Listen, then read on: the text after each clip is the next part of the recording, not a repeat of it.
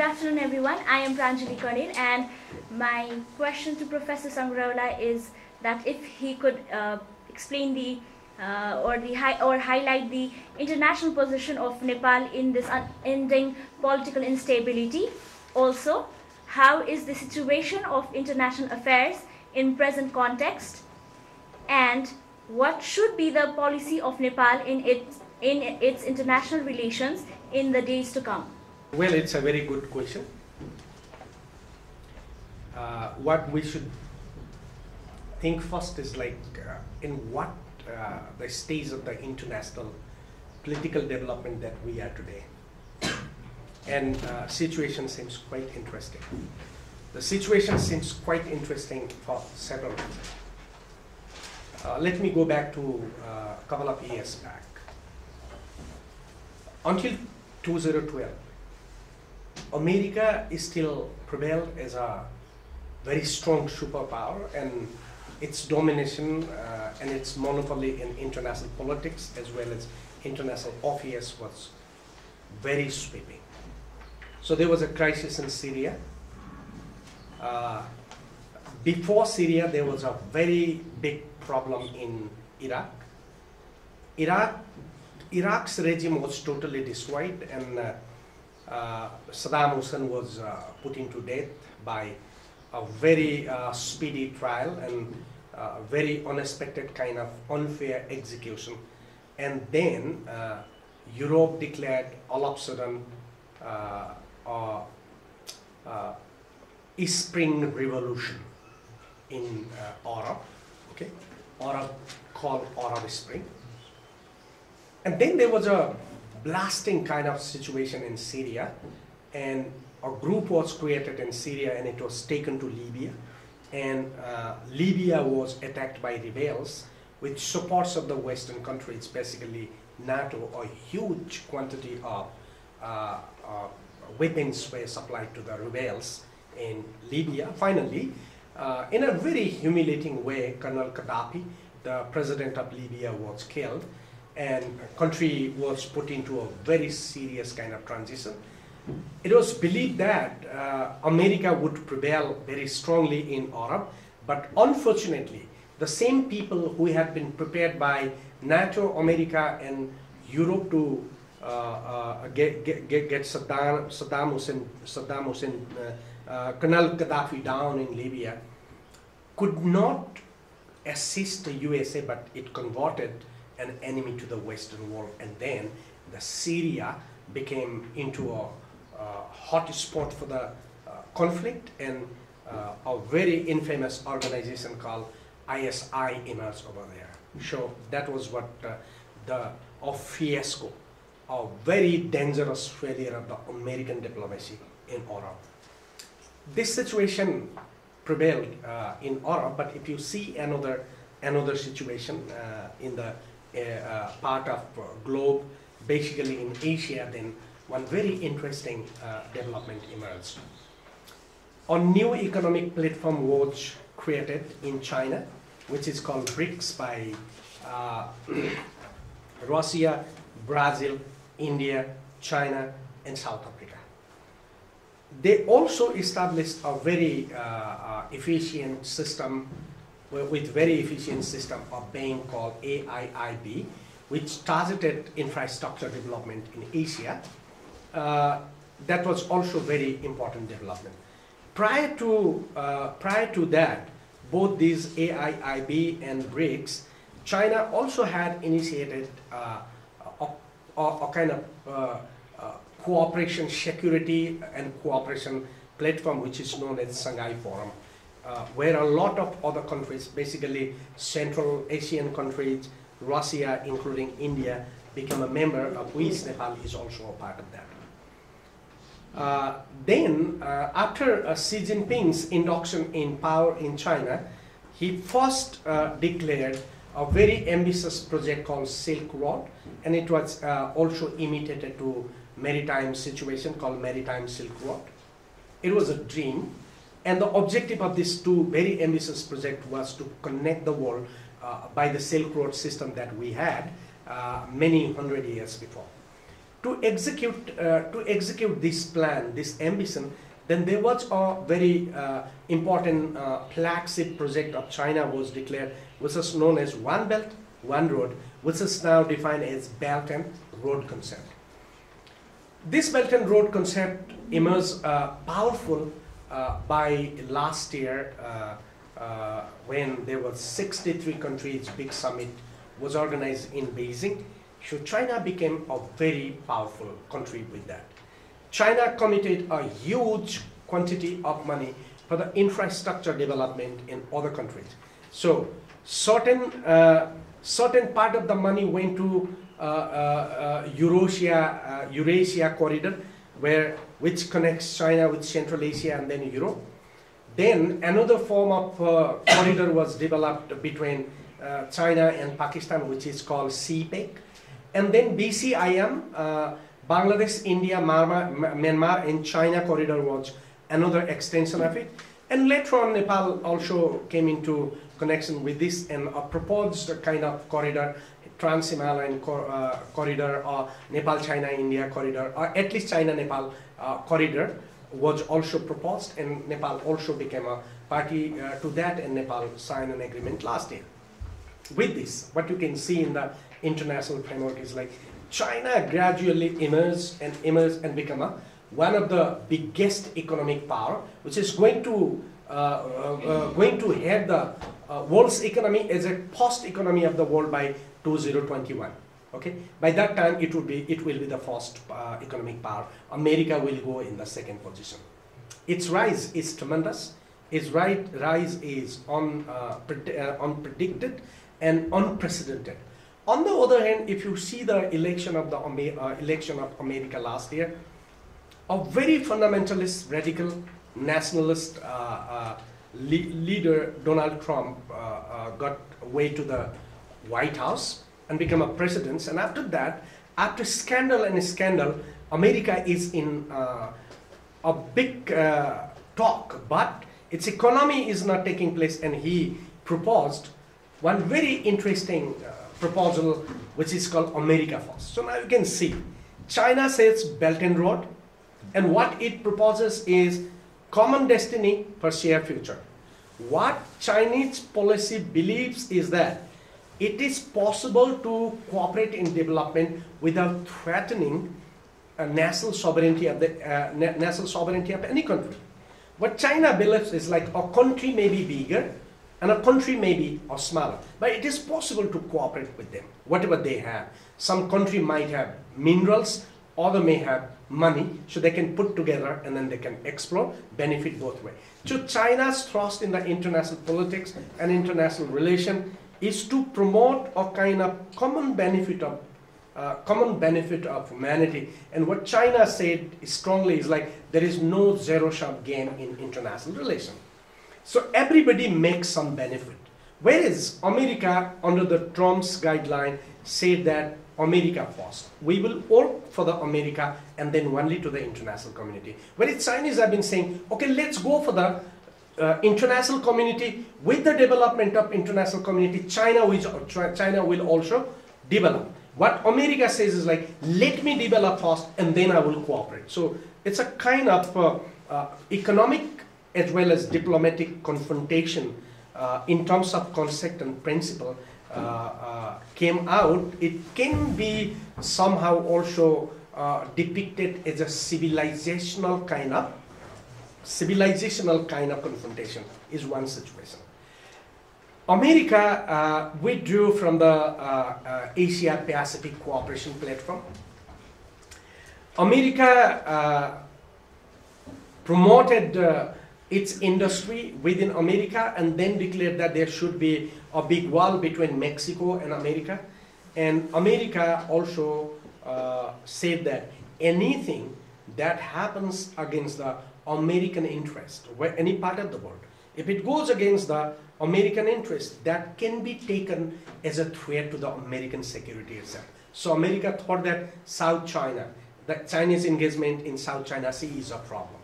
So then investment started again more and more bigger in arms and weapon. So this year, couple of weeks before, the Congress of the United States passed a budget for use for the use of military and weapons, a budget which consists of 146 billion US dollar.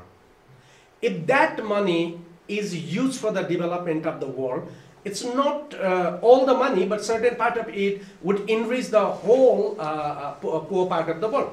So America is keen to promote its soft and hard influence over the world, but China is saying that forget the soft and hard influence, rather we should become closer by economy and we should be connected by the economy. Is a two kind of confrontation. But with the Trump's policies of all this, America is still started sliding down.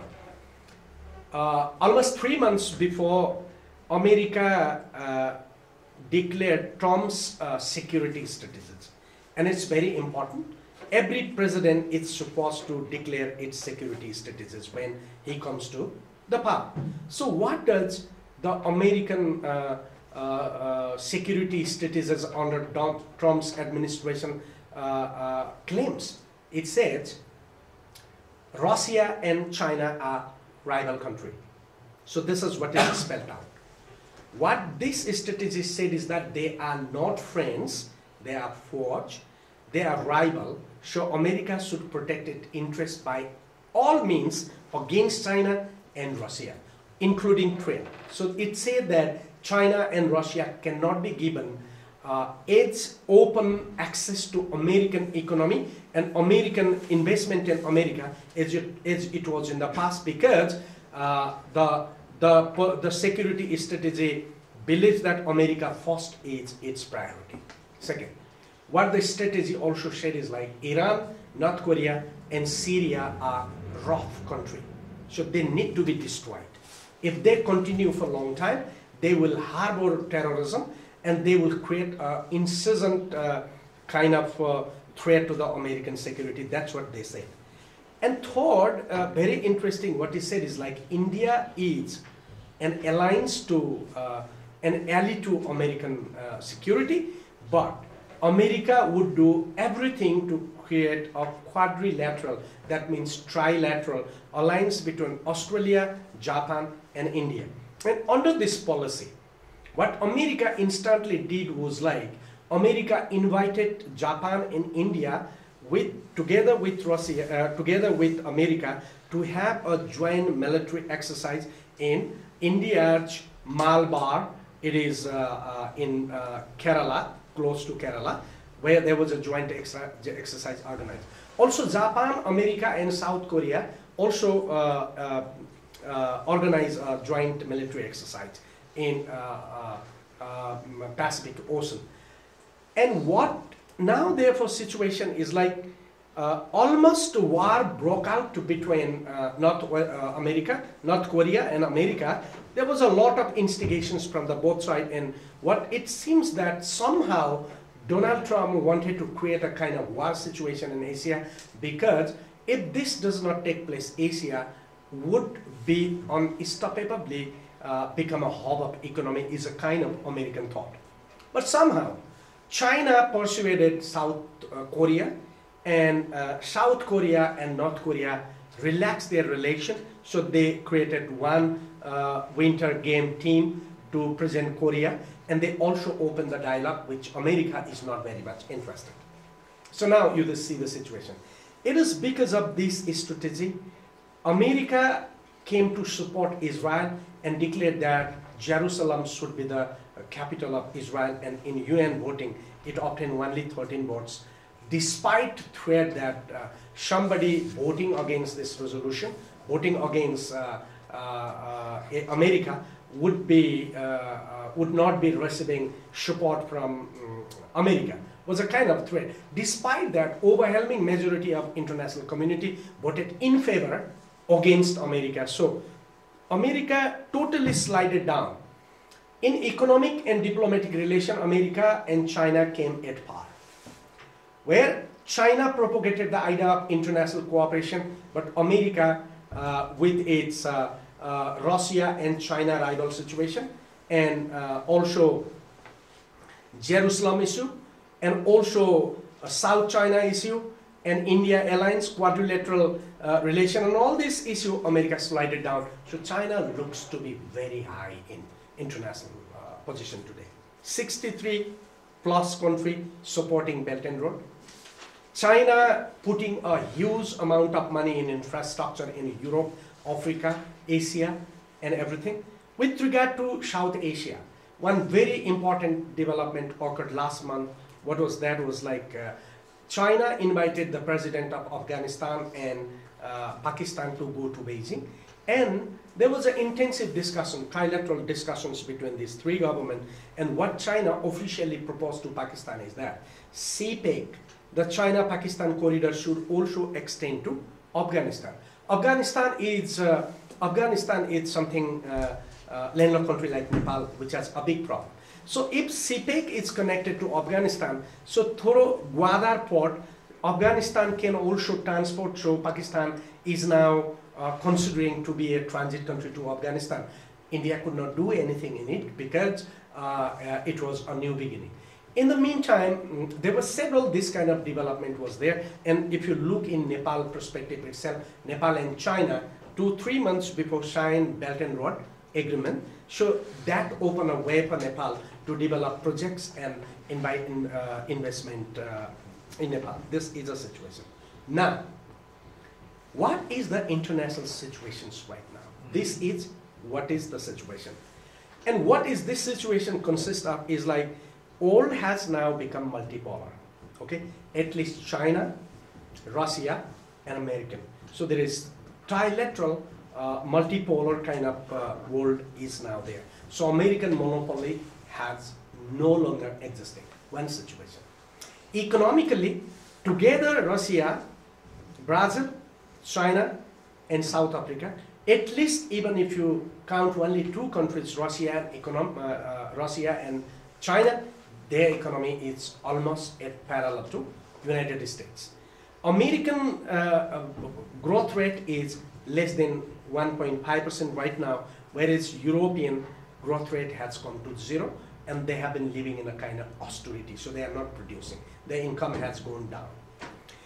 Europe is gradually seeing a radical rightist development, which is becoming more and more intolerant to other part of the world. So West is becoming quite unique, quite strange because of all this kind of situation. So what happens? What happens with this? Is it possible to create an alliance between America and India? That's a very interesting question. What is my hypothesis with regard to this is like, yes, America is trying its best. But America's interest to create alliance in India is not a kind of American belief to take India in its side, but to create a market for arms in India. Because India is also modernizing its security, it needs a lot of weapons, and America is selling these weapons. But it is not possible for India to stick with America and go with it for a couple of reasons. One, India is equally important partner of BRICS, so it is not possible for India to break with the BRICS and go and become a part of America. One, this is not because India is beneficiary of the largest chunk of money from BRICS Bank and AIIB. Over 20 big projects have been now in India involving billions of Indian rupees. Projects in Madras, projects in other areas. So India is utilizing a huge money. If India comes out of BRIC, it is not possible for India to enjoy the same privilege from World Bank and IMF because their conditions are very, very difficult, and they put conditionalities before they give the international assistance. One. Second, it is Russia which supplied all weapons and arms and ammunition to India in the past. So when Soviet Union was there, India's prime alliance was with India, and they had a peace and friendship treaty. This friendship treaty is now renewed with Russia, and they have signed already 22 protocols to develop relation, and by 2020, they are expected to promote their trade by 40 billion US dollar. Moreover, they have developed a kind of culture between them. So it is not possible for India to totally break away from Russia and go to American fold. Most importantly, America and Iran are very big enemy, and because they are very big enemy, as I said you before, America thinks that Iran should be destroyed. It's a rock country. But if you see it's with Indian context, 80% of petroleum and fossil fuels supply comes to India from Iran, and Iran has given Chabur port for India's use, which connects Afghanistan right now. So if India has to go to American alliance in a strict way, India has to end relations with Iran, India has to end relation with Russia, India has to end relations with BRIC, and then if India does these three things, Indian economy will collapse. Therefore, it is not possible for India to go with America. But somehow India close to America, when American profile went down in the international community, becoming closer to America, Indian diplomacy or Indian profile also went down. So India is in less profile, where Russia and China have a very high profile. So what is this context in Nepal? It is because of the emerging power of China and Russia as a powerful countries in the world. Nepal's position also went up. Nepal's position went up not because Nepal became prominent state, but China is a powerful country. If India has interest in Nepal, China also has interest in Nepal. So if China's involvement in Nepal against the interest of India is not tolerated by India, India's involvement in Nepal against the interest of China is also not tolerated. It is therefore a balance is now changed. A big paradigm shift that we can see in Nepal's relation with India and China. In the past, Nepal was supposed to maintain balance between India and China, but now situation, because of the rise of China with Russia, the shift is that India is now in a situation to balance its relations with Nepal, not infringing the relation of Nepal with China. Therefore, Nepal has become more powerful. If you go with these for another 5 years with the economic development, Nepal will almost come out of this parochial psyche of the past that Nepal is a ham between two countries. In the 5 years, Nepal has been able to promote its economic development. This international change will also very highly productive to Nepal. Nepal can enjoy more freedom. Nepal can enjoy more independence in terms of its exercise of powers in the international politics, because Nepal is no longer dependent on transit with India after we signed a transit treaty with China last year. So if that situation, India has to deal Nepal from different perspective. So the Sushma Swaraj's visit shows that Nepal, India has begun shifting its policy of dominance over Nepal to policy of appeasement. Therefore, Indian foreign minister came to Nepal and urged all political leaders that we will not mind if you have a good relation with China, but please also take care of relations with India. So it would be nice if you maintain good relations with India. It's a kind of now situation. Sure. These situations to flourish need a lot of young people, a lot of young idea-minded people, and they should be fearlessly argue these theories in support of Nepal. But when we do support Nepal, it doesn't mean that we have to underestimate India and we have to overestimate China. Neither we have to overestimate India and underestimate China. We should welcome investment from both sides, and we should work together. So we should try our best to become a transit country between India and China, and we should, at this point in the 5 years, should get up our position to go up to be an interlocutor between China and India. Therefore, when they have this crisis, we will come into a kind of mediator between them. If that position has been ascertained by us, I think Nepal's